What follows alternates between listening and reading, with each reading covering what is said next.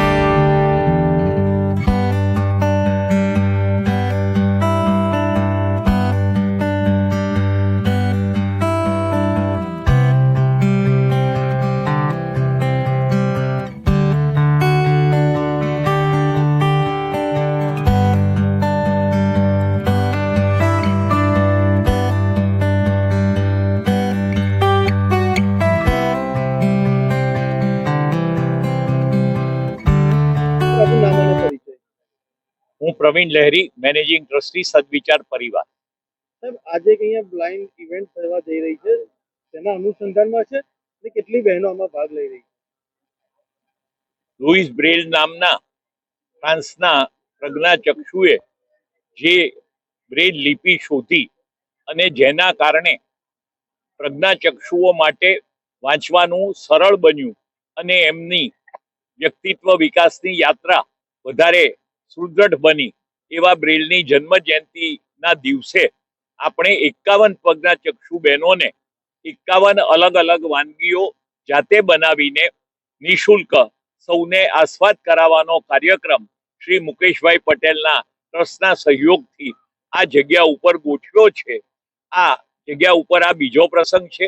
ગયા વર્ષે પણ આવો કાર્યક્રમ ગોઠવ્યો હતો.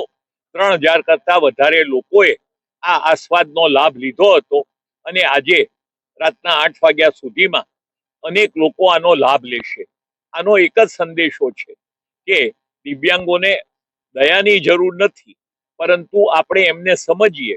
એમને ભગવાને એક શક્તિ લઈ લીધી છે તો અનેક શક્તિઓ આપી છે. એના વિકાસ દ્વારા આ કેમ કામ થાય એ આપણે જોવાનું છે. તમને જાણીને નવાઈ લાગશે કે અહીંયા પ્રજ્ઞાકુલમમાં 24 પ્રજ્ઞાચક્ષુ બહેનો રહે છે. એમણે અહીંયા આવીને બેકરીનો કોર્સ કર્યો અને આજે એ લોકોએ નાનું મંડળ બનાવીને આસપાસના અનેક સોસાયટીના બિલ્ડિંગમાં કેક, કુકીઝ બધું વેચવાનું કામ પણ કરે છે અને ફૂડના કુલ 23 લાયસન્સો આ તાલીમાર્થીએ લીધા. એટલે આમના સ્વાવલંબન અને સ્વમાનને માટે યોજેલો આ કાર્યક્રમ છે. કેટલા વર્ષથી કરવામાં આવે છે સાહેબ? આજે આમનું ચોથું વર્ષ છે. અમારા માટે આ બીજું વર્ષ. પરિવારમાંથી વિચારમાં મહિલાઓ આવી છે, બહેનો આવી છે, ક્યાંથી આવી છે? આ ગુજરાતના અનેક જિલ્લાઓમાંથી આવી છે, કચ્છમાંથી પણ આવી છે, સૌરાષ્ટ્રમાંથી પણ આવી છે, દક્ષિણ ગુજરાતમાંથી પણ આવી છે. અનેક સંસ્થાઓ જે બહેનોનું કામ કરે છે એમણે સહયોગ કરીને બહેનોને અહીંયા મોકલી છે. તમને આ વિચાર ક્યાંથી આવ્યો છે? આ વિચાર મૂળભૂત રીતે મુકેશભાઈને આવ્યો હતો અને અગાઉ એક ભાઈએ જે મૂકબધિર છે એમના માટે અમદાવાદ હાટમાં આવો જ કાર્યક્રમ ગોઠવ્યો હતો કે મૂકબધિર પેઇન્ટિંગ કરતા હોય, મૂકબધિર કોઈ વસ્તુઓ બનાવતા હોય, એના વેચાણની વ્યવસ્થા. અને આજે પણ દિવ્યાંગોની બનાવેલી વસ્તુનું વેચાણ અમદાવાદ હાટમાં થઈ રહ્યું છે. બીએમ ઇન્સ્ટિટ્યૂટ ઓફ મેન્ટલ હેલ્થમાં પણ જે મનો દિવ્યાંગો છે એમના દ્વારા પણ અનેક 200 જેટલી વસ્તુ ઉત્પાદિત થાય છે. એટલે આપણા માટે આ લોકોને કેમ પગભર કરવા, એમને કેમ રોજગારી આપવી, એમને કેમ સ્વરોજગારી આપવી, એ જે મોટા પ્રશ્નો છે એમાં આ એક નાનકડી આહુતિ છે. શું નામ અને પરિચય? હેલો અમદાવાદ, કેમ છો? હું છું શેફ મિસિસ હિના ગૌતમ. આપણે ઘણી બધી વખત જુદી જુદી channel, radio, TV, newspaper through મળતા જ રહીએ છીએ. પણ આજે જે ઇવેન્ટ થઈ રહ્યો છે અહીંયા, it is very different kind of the event કે જ્યાં આજે બ્લાઇન્ડ બહેનો જે છે એ પોતે કુકિંગ કરી રહી છે. હા, પહેલાં પણ મેં 10 જગ્યાએ આવી રીતે જુદા જુદા ઇવેન્ટમાં હાજરી આપી છે, ત્યાં જ્યાં બ્લાઇન્ડ બહેનો પોતે કુકિંગ કરે છે અને ઇન્ડિપેન્ડન્ટલી, એમને કોઈ હેલ્પની પણ જરૂર નથી હોતી અને એટલી બધી સરળતાથી અને એકદમ ચોખ્ખાઈથી એ લોકો કુકિંગ કરતા હોય છે.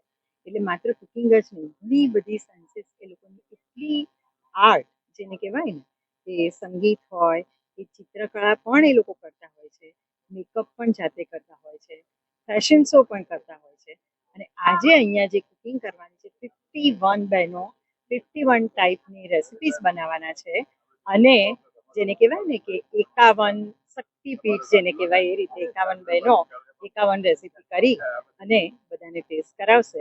અને આના માટે આઈ કોંગ્રેચ્યુલેટ મુકેશભાઈ લાયરી સાહેબ, સદવિચાર પરિવાર અને બાકીના બધા જ ગેસ્ટ ઓવર હિયર કે જે લોકો આ ઇવેન્ટને બહુ જ સરસ રીતે સપોર્ટ કરી રહ્યા છે. અને ભગવાન આ બહેનોને આવીને આવી બહુ જ સરસ મજાની શક્તિ આપે.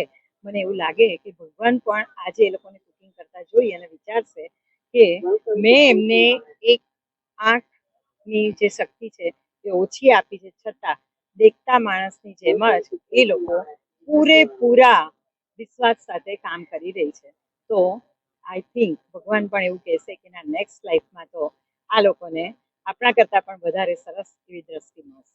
તમે એક શેફ છો અને તમને ખબર છે કે દેખી આંખે રસોઈ કરવી અને આંખ વગર રસોઈ કરવી કેટલું ચેલેન્જિંગ છે? બહુ જ ચેલેન્જિંગ છે, કારણ કે આપણે જ્યારે કુકિંગ કરતા હોઈએ ને ત્યારે હું પણ જ્યારે કુકિંગ કરતી હોઉં ત્યારે મારું ધ્યાન એમાં હોય કે મને નાઈફ વાગી જશે, છીણતા છીણતા કંઈક છોલાઈ જશે, તવી અડી જશે, દાજી જવાશે, અને ક્યારેય બીજા બધા કામ તમે એવી રીતે કરી શકો કે બે બાજુ ધ્યાન હોય તો ચાલે, પણ કુકિંગ એવી વસ્તુ છે કે તમે બીજી બાજુ ધ્યાન આપી અને ગેસ ચાલુ કરો કે કામ કરો તો ના ચાલે. ક્યારે તમે લોકો પણ આંખ બંધ કરીને 2 મિનિટ માટે કિચનમાં કામ કરી જોજો તો તમને ખબર પડશે કે how difficult it is. Thank you. Thank you. Thank you.